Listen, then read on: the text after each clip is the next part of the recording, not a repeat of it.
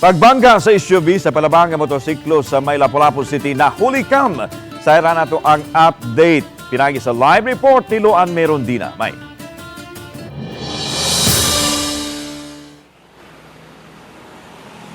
Land base sa record sa Basa Command Center ug sa Lapu-Lapu City Traffic Enforcement Unit, kini na ang ikaduhang insidente sa hit and run nga natala karong buwana sa maong barangay.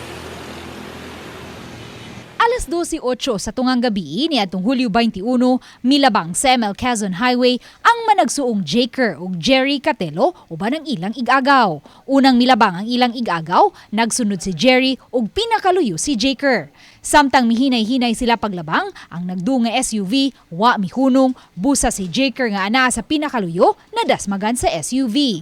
Dali siyang gitabang sa iyang maguwa nga si Jerry, samtang ang iyang igagaw misuway pagtuktok sa sakyanan nga mihunong makadyot human sa hitabo.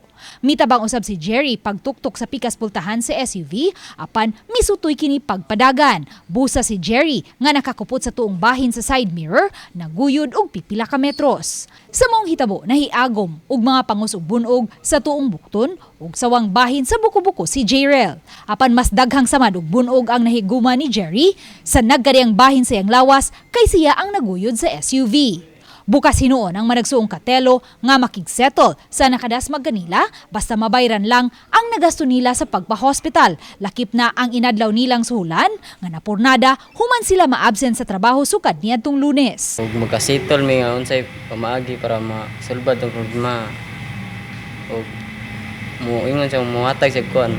Magpabayad lang mi ato kay wa na mo ko obligasyon sa mo o ka duty. Samtang sa telephone interview, gipasabot ni Police Master Sergeant Chris Marlim, traffic investigator, nga usa ka motorista nga nakasaksi sa hitabo ang mipatimaw sa ilang buhatan ug mihatag sa plate number sa sakyanan. Apan wa niini mahinumdumi ang insaktong model sa sakyanan nga nakadasmag. Daot man gud lahi sa kiyang lahi ang sakyanan nga ning Grizzly. Mo na amo mas may katong CCTV gud. So SUV din ilang gingon SUV. Oo. Sakto kuno nga sakyanan. Ya anto man ang rehistro.